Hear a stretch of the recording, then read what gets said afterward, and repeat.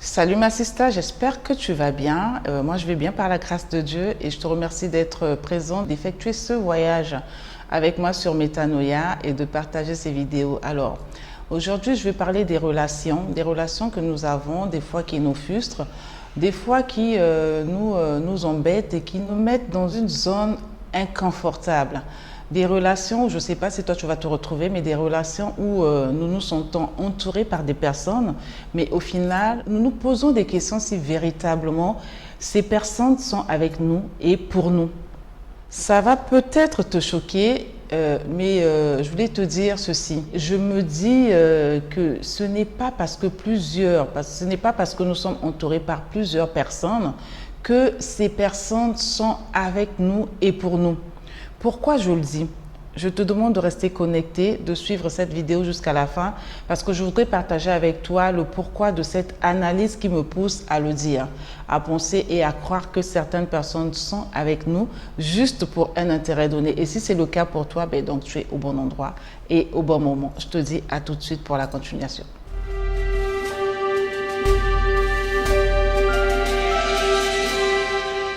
Alors, si tu es une personne empathique, généreuse et solidaire, qui est entourée par plusieurs autres personnes, mais qui te sent toujours dans, je veux dire, dans la frustration. La frustration, pourquoi? Parce que au moment où tu as besoin de ces personnes ne sont pas là. Je vais te demander, toi, d'écrire dans les commentaires pourquoi est-ce que tu penses que tu es entouré aujourd'hui, tu sembles être entouré par des amis, par des frangins, par des frangines, par la famille, mais qu'au final, quand tu te retrouves toute seule en face de ton miroir dans ta chambre, tu as l'impression d'être seule au monde. Est-ce que tu peux me dire, toi, dans les commentaires, ce ressenti-là que tu as et pourquoi tu as ce ressenti? Pour ma part, j'ai fait une analyse et j'ai eu à ressortir ce que je vais partager avec toi dans cette vidéo. Alors, si tu n'es pas encore abonné, je te demande de t'abonner, d'activer la cloche de notification pour être au courant de ce que je poste chaque semaine dans cette nouvelle chaîne de Métanoïa. Je dis toujours nouvelle chaîne, est-ce qu'elle est encore nouvelle? Dans ce voyage de Métanoïa, afin qu'ensemble, nous renouvelons notre système de pensée. Je sais que tu l'as déjà entendu, tout comme cette personne à qui tu partageras cette vidéo, que notre cercle d'influence, que notre environnement a un grand impact, a une grande influence sur nous. Mais quelles sont ces personnes que nous fréquentons? Quelles sont ces personnes que nous acceptons, d'accord, dans notre vie? Quelles sont ces personnes pour qui nous sommes capables de traverser des fleuves? Quelles sont ces personnes autour de nous? Est-ce qu'elles aussi, elles sont capables de traverser des fleuves ou simplement une rivière ou des flaques d'eau pour nous? Est-ce que ces personnes en sont capables? J'ai fait une analyse de ces personnes, je crois que tu l'as déjà vu. Des autorités qui arrivent souvent, qui font le déplacement qui arrive. Quand je parle d'autorité, ça peut être un président, un pasteur, peu importe. En tout cas, je parle des autorités. Comment est-ce que ça se passe quand les autorités arrivent? Généralement, il y a des foules qui viennent pour accueillir cette autorité. Alors, penses-tu que toutes ces personnes qui viennent pour accueillir l'autorité sont vraiment pour cette autorité et avec cette autorité? Penses-tu qu'elles viennent vraiment dans le but de soutenir cette autorité-là ou pour toi, tu penses qu'elles viennent pour un intérêt donné? En tout cas, pour ma part, j'ai analysé et j'ai vu, j'ai compris, parce que déjà, quand je vois que le président arrive, surtout dans ma ville de Pointe-Noire, quand le président arrive, il y a des foules qui se mobilisent, des personnes qui viennent de partout, dans tous les quartiers, avec des t-shirts, des casquettes qui viennent vraiment dans l'engouement de venir rencontrer le président, de venir recevoir le président. Alors, je me pose la question de savoir quand je vois ces foules-là, est-ce qu'elles viennent pour vraiment l'accueillir de gaieté de cœur ou elles viennent pour un intérêt bien précis? Et je pense que tu as certainement fait cette analyse avec moi. L'analyse qui te pousse à croire et à comprendre que le président qui est l'autorité, d'accord, quand on vient l'accueillir, les personnes qui quittent leur quartier, qui viennent un peu de partout, des quartiers aussi lointains que proches, quand ils viennent, tu te rends compte qu'ils ont des t-shirts, des casquettes, d'autres viennent dans des bus, dans des délégations, donc ils viennent pour l'accueillir, mais au final, et en plus du t-shirt et de la casquette, au final, on se rend compte qu'ils viennent pour leur intérêt en fait. L'intérêt de pouvoir recevoir un t-shirt, l'intérêt de pouvoir recevoir une casquette et l'intérêt de recevoir une petite ration parce qu'au-delà de la casquette et du t-shirt, il y a une petite ration qu'on leur donne. Ça, c'est un exemple par rapport à cette foule qui se mobilise pour une autorité. Et qu'est-ce qui se passe après que le président ou l'autorité soit parti? Mais il y en a, je ne sais pas pour toi si tu l'as déjà rencontré, mais il y en a qui se disputent à la fin pour le transport ou qui se disputent à la fin. Pourquoi? Parce que généralement la ration est donnée après. Tu pointes d'abord, tu viens recevoir le président parce qu'on en a besoin pour les médias, pour faire croire au président qu'on l'accompagne, qu'on le soutient, d'accord? Mais au final, c'est conduit par un intérêt. L'intérêt de recevoir quelque chose à la fin. Et à la fin, il y a souvent des disputes, il y a souvent des bagarres parce qu'on n'est pas venu de gaieté de cœur. Ils ne viennent pas en fait pour vraiment soutenir, pour vraiment recevoir, mais c'est pour l'intérêt qui leur pousse à avoir une petite ration à la fin. Et c'est dû à quoi tout ça? À la misère. Et tout c'est conduit par quoi? Généralement par l'hypocrisie. Tout c'est conduit par quoi? Généralement par l'envie. Tout c'est conduit par quoi? Généralement par l'effet de l'égocentrisme. Je pense que c'est ça. On pense beaucoup plus à soi qu'aux autres. D'autres, leur intérêt, c'est de venir peut-être saluer, avoir l'opportunité de saluer, de toucher la main du président. Ah oui, peut-être que s'il me salue, le miracle qui s'était passé avec Bartimée se reproduira dans ma vie. Nous nous trompons des fois. Nous nous trompons des fois, tous ces stéréotypes qui sont dans nos têtes et qui nous poussent à mal interpréter généralement certains enseignements que nous avons, certaines choses que nous lisons. Le fait de le toucher, ok, peut-être que moi j'aurai aussi le miracle, peut-être le fait de le toucher me permettra peut-être à l'avenir d'être président, mais tu ne seras pas président en touchant juste la main du président. Il y a des actions à mettre en place. Est-ce que tu vois un peu ce que je veux dire? D'autres intérêts, d'accord, sont conduits par le fait que si je suis avec cette personne, si je suis avec toi aujourd'hui, c'est parce que tu as un carnet d'adresses bien rempli. C'est parce que je sais que par toi, je peux obtenir un marché. C'est parce que je sais que par toi, tu peux m'ouvrir une porte. Est-ce que tu vois un peu ce genre de personnes-là qui sont autour de toi généralement, mais qui sont là que pour un intérêt? Là, j'ai parlé du président, d'une autorité. Mais dans ton concept à toi, ça te permettra en fait, avec cette analyse que j'ai faite, de faire une analyse approfondie en fonction des personnes que toi, tu fréquentes, en fonction des personnes qui sont toujours autour de toi. C'est-à-dire ces personnes qui sont disponibles et disposées pour toi, juste parce qu'elles comprennent que avec toi, avec Mélisandre ou avec toi ou avec Mireille, avec Jean, avec Patrice, on peut avoir un intérêt bien précis. Quelque chose qui va nous profiter à nous. Et cette chose, ça peut être une connexion parce que toi, tu as des relations, Jean a des relations, Mireille a des relations. Et en côtoyant Jean, en soyant toujours avec Jean, Jean peut me connecter à ces personnes, peut m'ouvrir une porte. Ces relations, je veux dire, juste d'intérêt. Mais d'intérêt personnel, pas d'intérêt réciproque, mais d'intérêt personnel, ces personnes-là. Est-ce que tu les as autour de toi? Si tu ne sais pas, si tu ne les as pas encore analysées, avec ces exemples, je voudrais vraiment t'inviter à faire attention à analyser. Parce que comme je le dis encore, dis-moi qui tu fréquentes, je te dirai qui tu es. Cet adage, je pense que tu l'as déjà entendu et que tu la connais. OK?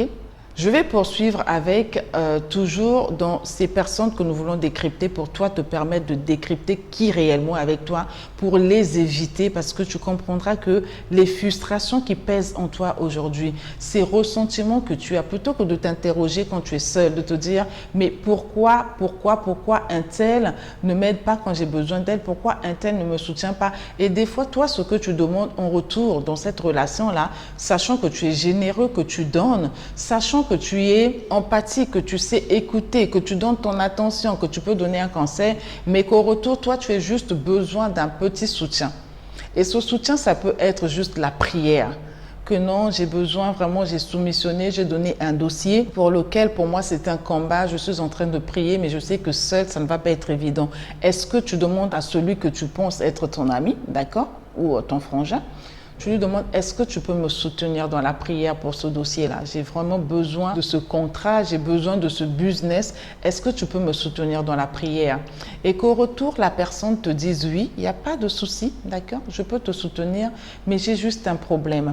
Tu lui demandes, est-ce qu'on peut le faire en présentiel au moins 2 fois chez moi à la maison et 2 fois dans la semaine en ligne? Parce que tu sais, pour la prière, pour que ça soit vraiment efficace, on a des fois besoin de la communion fraternelle. Je t'apprends rien, je sais que tu le sais. Et donc tu lui dis, j'aurais besoin que tu viennes au moins 2 fois à la maison, qu'on se voie et qu'on prie avec la chaleur, parce que j'ai demandé à d'autres personnes aussi de m'aider. Est-ce que tu peux être présent pour m'accompagner? Et voilà que ta relation, ton ami, ton frangin, en tout cas, celui t'assiste, hein, qui va te dire, oui, j'ai pas de souci avec ça, j'ai pas de problème, oui, toi c'est moi, ton problème c'est mon problème, ton combat c'est mon combat, mais j'ai juste un petit souci, tu sais que toi-même en ce moment c'est dur, déjà j'ai des difficultés au boulot là-bas, avec le salaire que j'ai, tu te rappelles, je t'en ai parlé, voilà pourquoi je cherche d'autres connexions aussi, essayer un peu d'élargir d'autres champs d'action, d'avoir quelque chose, entreprendre, parce qu'avec le salaire, ça ne marche pas, donc le souci que j'ai vraiment, si tu peux, je peux venir, il n'y a pas de souci. Toi, c'est moi, tu le sais, je serai toujours là pour toi. Toi, tu le sais très bien. Mais le petit souci que j'ai, c'est au niveau du transport. Tu vois un peu là où je vis, pour me déplacer, venir chez toi, il faut que j'emprunte au moins 2-3 transports. Donc vraiment, si tu peux juste m'aider pour le transport, je te rassure que je vais venir pour les moments de prière. Il n'y a pas de problème. Toi, si tu gagnes, on gagne tous ensemble. Donc pourquoi ne pas t'aider? Vous voyez un peu ce genre d'ami-là. C'est-à-dire qu'il est prêt à t'aider, mais derrière, toi, tu dois toujours contribuer pour que son soutien, en fait, pour qu'il t'apporte son soutien. Tu as besoin de lui pour t'aider dans la prière parce que tu as un combat, parce que tu veux gagner un marché. Ça peut être un marché ou d'autres choses, mais tu as vraiment besoin qu'il te soutienne. Ça peut être que tu te maries. Et nous savons que lors des mariages, il y a des combats et que tu as besoin d'elle parce que pour toi, tu te dis que c'est ta sister, c'est ta frangine. Tu as besoin d'elle pour qu'elle te soutienne dans la prière. Elle va te dire, il n'y a pas de problème. Elle te donne son accord, sans souci. Mais derrière, elle va toujours soutirer en toi quelque chose. Et là, tu sauras comprendre que ça, c'est une amie qui est juste là pour l'intérêt. Elle est juste là pour l'intérêt. Parce qu'elle ne va jamais traverser une flaque d'eau pour toi. Là, c'est juste un moment de prière dont tu as besoin. Et là, tu comprends qu'elle ne va jamais, jamais traverser une flaque d'eau pour toi. Et tu devrais, toi, commencer à analyser et comprendre que les fleuves que tu as traversés au moment où elle avait besoin de toi, tu devrais arrêter de traverser ces fleuves. Parce que l'énergie que nous donnons en aidant les autres, nous sommes des êtres humains et ne nous mentons pas. L'énergie que nous donnons, l'amour, l'affection que nous donnons aux autres, nous souhaitons que ça nous soit retourné. Peut-être pas dans les mêmes circonstances, mais nous voulons certainement ressentir un retour d'affection, un retour d'amour, un retour d'empathie, de compassion, d'assistance. Nous en avons toujours besoin. Ne nous mentons pas, nous sommes des êtres humains. Donc, quand tu vois que tu as une amie, d'accord, ou un ami que tu fréquentes, qui, quand pour toi, tu as besoin de ses services, aussi peu soit-on, qu'elle te donne son accord, mais derrière, qu'elle veut toujours soutirer un intérêt par rapport à ça, fais très attention. C'est une analyse, ok? D'autre part, ça peut être également toujours dans le cadre de ces relations-là que nous avons autour de nous, que toi, parce que eux, ils viennent, ces personnes-là viennent en fait, je veux dire, elles ne sont pas vraies. Et le but ici, c'est de les décrypter, elles ne sont pas vraies. Que tu sois, par exemple, je veux prendre un exemple ici, tu demandes à ton ami, tu as suivi mon interview parce que tu lui avais dit que tu allais passer une interview et tout, parce que tu as proposé peut-être au gouvernement de faire l'inclusion du développement personnel dans le programme scolaire. Et donc, tu as une interview, on a reçu ton dossier, tu as une interview que tu vas passer. Donc, tu passes cette interview. Et toi, tout de suite après l'interview ou le soir, tu appelles ton ami pour savoir, ton frangin. Ah, frangin, comment vas-tu? Est-ce que tu as suivi l'interview qui est passée? C'est passé sur YouTube, c'est passé sur Instagram, c'est passé, donc tu essaies de l'expliquer et tout. Le frangin, qu'est-ce qu'il te dit? Ah oui, c'est vrai que tu m'en as parlé, mais vraiment, je tenais à suivre cette interview-là. Je voulais suivre ça en live, je voulais suivre en direct et tout, mais j'ai été confrontée à un problème. Je n'avais plus de forfait. Je n'avais plus de forfait pour suivre, donc vraiment, ça m'embête de suivre le replay. Mais bon, là, je suis aussi un peu coincée. Je suis vraiment un peu coincée là. Donc, je ne sais même pas comment faire pour suivre. Je vais être obligée d'attendre la fin du mois qu'on me paye et que j'active, que je mette le forfait que j'active pour suivre. Parce que tu sais, toi-même avec YouTube aussi, ça bouffe les gigas rapidement. Donc, du coup, je vais attendre, comprends-moi, je suis obligée d'attendre la fin du mois pour suivre ça, mettre un forfait. Mais vraiment, je tenais à suivre ça maintenant parce que jusqu'à la fin du mois, tu sais, avec les situations qu'on vit, je peux oublier. Je tenais vraiment à suivre ça en live, mais vraiment, c'est indépendamment de ma volonté. Là, la personne en train de te faire passer le message, quel message elle te fait passer en fait? Que j'ai un problème de forfait, j'ai un problème de crédit. Donc, si tu peux me faire un transfert de crédit, tu peux me faire un Momo, ça me permettra d'activer, d'accord, mon forfait et suivre ta vidéo. Tu vois un peu ce genre d'attitude-là, où toujours pour que je te fasse du bien, il faut que toi, à ton tour, que tu me donnes quelque chose qui me permettra. Pourquoi je parle de faire du bien? Parce que ça fait toujours plaisir de savoir que autour de toi, tu as des amis qui te suivent, tu as des amis qui t'accompagnent, tu as des amis qui te soutiennent. Ça fait du bien, ça fait plaisir. Et de voir qu'ils vont commenter un peu ce que tu vas faire. Ah, mais ton interview était bien. Mais par contre, voilà, si je peux me permettre à ce niveau-ci, tu aurais pu, voilà. Voilà, de faire un peu des retours, tu en as besoin. Mais cet ami-là attend toujours que toi, tu lui donnes de quoi acheter un forfait. Ça veut dire que lui, il n'est pas capable. En fait, ce n'est pas qu'il n'est pas capable, mais il ne se voit pas chargé du crédit pour suivre ton interview. C'est trop lui demander. C'est vraiment trop lui demander.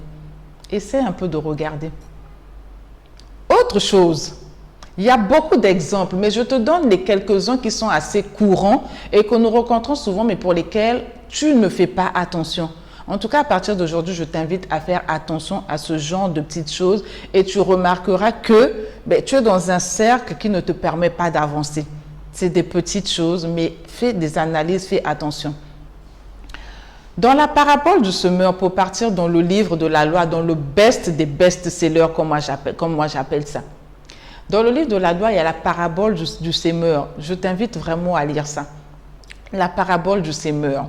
Dans un chapitre, on parle des foules qui s'étaient déplacées, qui s'étaient mobilisées pour venir rencontrer le Seigneur, écouter la parole du Seigneur. Mais dans la parabole du semeur, qu'est-ce qu'on dit? Que dans cette foule-là, il y a beaucoup qui étaient là. Nombreux étaient là. D'autres étaient juste venus, comme je l'ai donné l'exemple tout à l'heure de l'autorité, d'autres étaient juste venus pour voir c'est qui. On parle tellement de lui, qui est-ce? D'autres étaient là encore pour récupérer quelque chose. Qu'est-ce que je peux tirer de cet enseignement aujourd'hui? De le garder. D'autres encore étaient là juste pour venir, je veux dire, écouter, avoir une information de plus, qu'on se dise que non, elle était présente, elle n'a pas raté, elle était là. J'avais vu un tel aussi qui était là. Oui, j'avais vu un tel aussi. Donc, chacun vient dans son intérêt personnel pour dire que j'étais là, j'étais présente, tu m'as vu. D'accord? Lis la parabole et tu comprendras. Lesquels généralement posent des questions? Et dans cette parabole, ce n'est pas la foule qui a posé la question sur cette parabole qui a été dite. C'est les disciples, donc c'est-à-dire ceux qui étaient avec le Seigneur tous les jours, tout le temps, qui recevaient ses enseignements, qui avec lui apprenaient. Donc c'est-à-dire ils suivaient une formation pratico-pratique. Pratico-pratique. Mais c'est les mêmes qui posent la question, mais pourquoi tu as parlé en parabole? Qu'est-ce que tu as voulu dire au travers de cet enseignement? Lisez et vous verrez la réponse pourquoi le Seigneur a parlé en parabole. C'est pour vous dire, quand vous allez lire, je pense que c'est dans Luc 8, tout ce chapitre de Luc 8, vous comprendrez que tu vas prêcher, tu vas donner. Même cette vidéo-ci que je suis en train de faire, ce n'est pas tout le monde qui comprendra parce qu'il y a des paraboles, chacun analysera à sa façon. Mais quand tu vas aller lire, tu vas aller méditer le best des best-sellers et que tu demandes la révélation, tu comprendras mieux de quoi il s'agit. Parce qu'il y en a qui vont le juger, qui vont juger cette vidéo en disant oui, elle est là pour séparer les gens, tu es là pour mettre la division. Ce n'est pas la division. Lis cette parabole, tu comprendras. Ce n'est pas la division. Pas du tout. C'est pour ton bien. C'est pour ton bien. Le Seigneur, lui qui a la vérité sur tout, se permet de parler devant une grande foule en parabole. Et après, on lui pose la question de savoir, mais pourquoi tu as dit ça? Pourquoi tu as parlé comme ça? Pourquoi tu n'as pas décrypté le message pour que tout le monde comprenne? Pourquoi? Et il dit, dans la foule qui est présente là, d'accord? Je vais paraphraser. Vraiment, je t'invite à lire pour que toi aussi tu fasses ton analyse. Dans la foule qui est présente, tu verras qu'il y en a qui ont écouté, c'est rentré d'une oreille, c'est sorti dans l'autre. Je l'analyse. Mais toi, il faut que tu lises pour que tu comprennes et que tu fasses ton analyse. Il y en a d'autres qui sont venus juste pour paraître, pour dire j'étais présente, tu m'avais vu, non? J'étais là, j'étais présente, j'ai participé, j'étais au culte, j'étais à la formation, j'étais à l'atelier, j'étais là, j'ai entendu, mais qu'est-ce que ce que tu as entendu a fait de toi? C'est comme ces relations-là que nous avons. Et il y en a d'autres qui viennent, et on dit c'est là quand c'est tombé dans la bonne terre. Il y a 4 paraboles qu'il a décryptées en répondant aux disciples qui lui ont posé la question. Il y a 4 paroles qu'il avait décryptées. 1. Ceux qui étaient venus pour paraître. 2. Ceux qui étaient venus juste pour voir qui est là. Qui est ce Jésus dont on parle tant? Qui est ce Seigneur? Comment il est? Vous voyez les gens qui viennent pour juste regarder comment elle s'était habillée. Comment est-ce qu'elle parle? Quelles sont les fautes qu'elle fait? Quels sont les trucs pour critiquer? Non. Quand vous voyez que l'autre a fait une erreur, quand vous voyez que l'autre a fait une faute, dites-lui, ah, essaie un peu, voilà, tu avais fait une petite faute par là, commencez par lui faire un compliment parce que ça rend toujours à l'aise pour éviter en fait que la personne manque de confiance et d'assurance, ok? Faites d'abord un compliment, après dites-lui que non, tu as fait une erreur par là, la prochaine fois fais attention. Donc dans la foule là, il y avait aussi ces personnes, donc ce n'est pas nouveau. Quand tu es critiqué, quand les gens font semblant de t'aimer, l'entourage qui est autour de toi, là, qui fait semblant de t'aimer, mais à la fin, qui cherche, les personnes qui sont juste là pour un intérêt, que ça ne te frustre pas, parce que ça n'a pas commencé aujourd'hui. Ce n'est pas nouveau. Ce n'est pas nouveau, c'était là depuis Kalakala. Et dans la parabole, il dit encore, par contre, il y en a d'autres qui sont venus, qui avaient ce désir de recevoir la clé, de connaître le secret, de vraiment connaître le secret. Il y en avait qui avaient ce désir. Et ceux qui avaient le désir, d'accord, ça finit par porter du fruit. Et c'est pareil pour les relations que nous avons autour de nous. Ceux qui sont là pour un intérêt, mais ceux qui sont là réellement avec nous et pour nous. Sachant comment les reconnaître. Sachant vraiment comment les reconnaître. Ok? C'est des petits exemples, mais qui parlent. Des petits exemples, mais qui parlent. Une personne, une frangine qui va faire une activité, toi dans ton activité, elle ne t'a jamais soutenu. Soutenu dans quel sens? Même si elle n'est pas venue acheter tes produits, même si elle n'est pas venue acheter tes services. Et elle peut faire de la publicité, c'est une façon de te soutenir. Le fait de liker quand je fais des vidéos, pour toi qui te trouves dans ma communauté, le fait de mettre un commentaire, le fait de partager, c'est une façon de me soutenir. Même si tu ne vas pas acheter les e-books que je fais, ok? Que ça ne t'intéresse pas, c'est un choix, c'est normal. Mais l'accompagnement et le soutien n'est pas toujours un échange monétaire, non. On peut soutenir, on peut accompagner de plusieurs manières.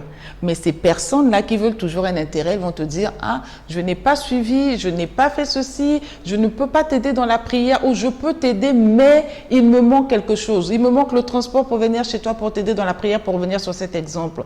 Il me manque le forfait Internet pour suivre ce que tu fais. Il me manque le forfait Internet pour prier avec toi en ligne. Donc, ça veut dire que tu veux que je t'aide, fais quelque chose pour que je t'aide. Tu veux que je te soutienne, fais quelque chose pour que je te soutienne. Et ce genre de personnes, nous les avons autour de nous. Elles nous le disent tellement gentiment. Elles sont tellement à l'aise quand elles le disent. Elles sont tellement sincères, elles paraissent tellement vraies quand elles le disent que nous ne pouvons pas imaginer en fait le scénario qu'elles ont derrière leur tête. Faisons attention aux relations que nous avons. Je ne dis pas ici dans cette vidéo que nous devons nous séparer des personnes qui sont autour de nous, mais je dis ici de faire attention aux personnes qui sont dans notre environnement proche, dans notre entourage proche, parce que c'est ces mêmes attitudes qui, quand on s'assoit, on analyse, on se dit, mais est-ce que réellement elle est avec moi et pour moi? C'est ces choses qui nous emmènent à la frustration. Et quand on s'en rend compte, sans pour autant analyser, sans pour autant mettre de la diplomatie, de la sagesse, qu'est-ce qu'on fait? On rend tout de suite la relation. On arrête tout de suite de façon brutale. Quoique, ce n'est pas nécessaire. Faisons une analyse, prenons le temps de discuter, d'échanger avec elle, mais j'ai remarqué ceci, j'ai remarqué cela, je t'aime beaucoup, ce que je fais, ce n'est pas pour un intérêt. Pour moi, franchement, tu représentes énormément, mais j'aimerais quand même que toi aussi, de ton côté, que tu fasses un effort parce que je tiens à toi, je tiens à notre relation. Mais si tu parles sincèrement avec cette personne, d'accord, que tu aimes tant, que tu apprécies tant, et que tu continues à remarquer ce genre d'intérêt toujours qu'elle suscite, qu'elle t'emmène toujours des personnes autour de toi parce qu'elle sait que avec toi, je vais avoir un marché, avec toi, je vais avoir une connexion, avec toi, je vais avoir de l'argent. D'autres même, ça va plus loin. Je vais aller rendre visite à Chimène. Si tu vas, donc j'ai faim. Tu vois, les genres de personnes qui te rendent souvent visite à midi, là, parce qu'elles savent que chez Chimène, il y a toujours à manger. Ça peut paraître bête, ça peut paraître abstrait, mais il y a ce genre de personnes aussi. Tu vas remarquer au moins 2-3 fois dans la semaine, elle vient toujours chez toi à midi. Toi, tu penses qu'elle vient chez toi à midi? Non, parce que non, voilà, pour passer un moment avec toi, elle va te dire non, à l'heure de pause, j'ai pensé à toi, je n'avais pas quoi faire et donc je t'ai appelé pour passer un moment avec toi. Je voulais qu'on se voie, tu sais, avec notre travail. Aujourd'hui, on n'a pas trop le temps de se voir entre les occupations, la famille, le foyer, les enfants, ce n'est pas très évident. Donc voilà, je tiens toujours à passer un moment avec toi. Mais tu tiens à passer un moment avec moi. C'est bien, c'est très bien, c'est pas mauvais. Mais pourquoi c'est toujours toi qui viens chez moi? Pourquoi c'est toujours toi qui viens chez moi? Ou c'est toujours toi qui proposes que je t'invite? Pourquoi tu ne m'invites pas chez toi? Pourquoi tu ne m'invites pas toi aussi au restaurant que tu payes la facture? Toi, tu penses à moi, mais ton intérêt toujours est derrière que si je vais chez Chimène, il ne manque de rien. Si je vais chez Jean, forcément, on va toujours manger. Si j'appelle Jean pour lui dire que mes gens, il y a longtemps qu'on ne s'est pas vu, est-ce qu'on peut se faire un restaurant? Je sais que c'est toujours Jean qui va payer parce que Jean est généreux. Jean, lui, il ne calcule pas. Jean, lui, il n'a pas de problème parce qu'on a toujours l'impression que les autres n'ont pas de problème. Donc, si tu as de ce genre de personnes autour de toi, ce genre de relations autour de toi, que tu penses que ces personnes sont avec toi et que toi, tu leur accordes, je veux dire, ton attention parce que tu es sincère, décrypte, fais une analyse et fais le ménage, évite. Commence déjà à discuter avec ces personnes, leur dire ton état d'âme, ce que tu as remarqué suite à votre relation. Et par après, si tu vois que ça continue, éloigne-toi de ces personnes. Ça t'évitera d'avoir de la frustration. Ça t'évitera voilà, de te sentir seul quand tu as besoin d'eux. Tu te maries. Un autre exemple encore, même ça c'est un exemple vraiment que je veux dire, c'est dommage. Mais tu te maries. Tu te maries. Et tu sais, quand tu te maries, généralement, tu as besoin des gens autour de toi qui vont venir te donner des idées, qui vont venir t'accompagner, t'appeler même pour te dire « Ah, tu te maries, n'hésite pas de m'appeler si tu as besoin de quelque chose. Est-ce que tu as déjà fait ceci? Est-ce que tu as déjà fait cela ?» qui te donne des idées, qui t'accompagnent. Tu te sens vraiment aimé, tu te sens accompagné. Non, là, tu n'as personne.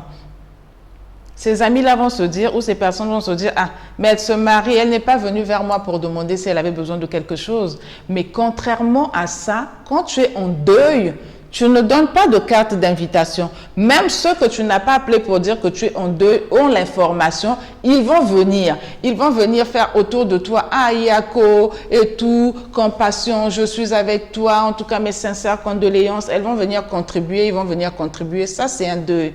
Dans les moments de malheur, oui, on a besoin d'eux. Mais ce n'est pas tout le monde qu'on appelle. De bouche à oreille, ils auront l'information. Par un communiqué, ils auront l'information ces gens-là. Ils viendront t'assister.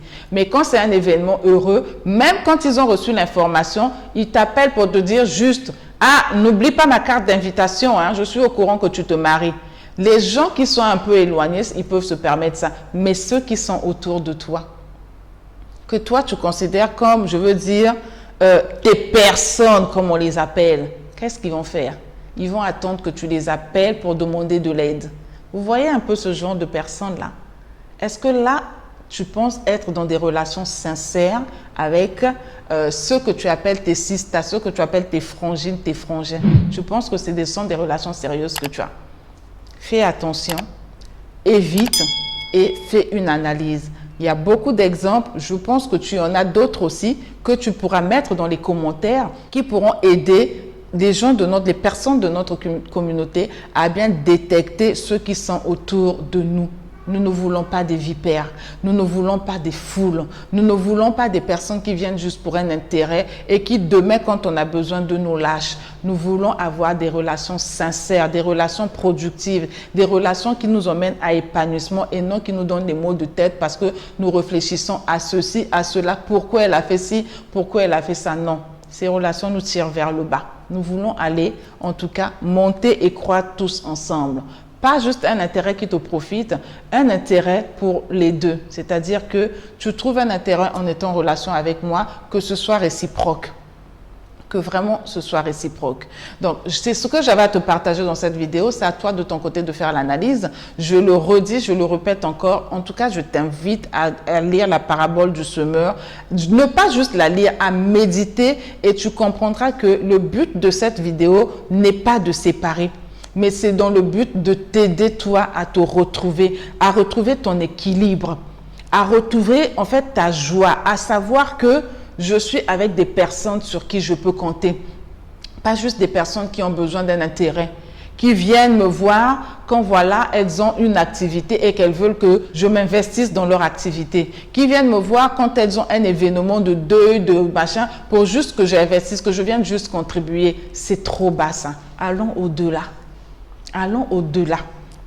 Soyons cette terre-là sur laquelle la bonne sémence est tombée, comme on l'a dit dans la parabole du semeur, afin que notre fruit puisse croître, d'accord, et que ça permette à tout le monde, sinon à tous ceux qui en auront besoin, à ceux qui le désirent, de profiter de cet arbre que nous saurons qui va produire du bon fruit. C'est ça la métanoïa, c'est ça le renouvellement des pensées. Et donc je voulais partager ça avec toi pour que tu comprennes ici, aujourd'hui, maintenant, que tu dois faire une analyse sur les personnes qui sont autour de toi, les personnes que tu fréquentes. Je ne parle pas des connaissances, mais ceux qui sont dans ton environnement le plus proche.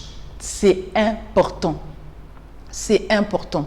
Alors, je t'embrasse, je te rappelle encore de t'abonner, d'accord? Parce que nous voulons vraiment que cette communauté s'agrandisse, que nous soyons des femmes mûres qui allons vraiment impacter autour de nous des nations. Partage cette vidéo, fais un commentaire parce que j'en ai besoin, ça me permettra d'avoir un retour avec toi parce que là, ce sont des vidéos que j'enregistre, c'est pas un live, donc du coup, je ne peux pas voir voilà l'interaction, mais c'est dans tes commentaires que je saurai exactement ce que cette vidéo t'a fait, d'autres éléments que tu peux apporter, d'autres exemples que tu peux apporter, d'autres sujets pour lesquels nous pourrons parler ici pour que vraiment la métanoïa soit contagieuse pour toutes et pour tous. Je te dis à très bientôt pour une prochaine vidéo et je t'embrasse. Bonne journée à toi. Bye bye.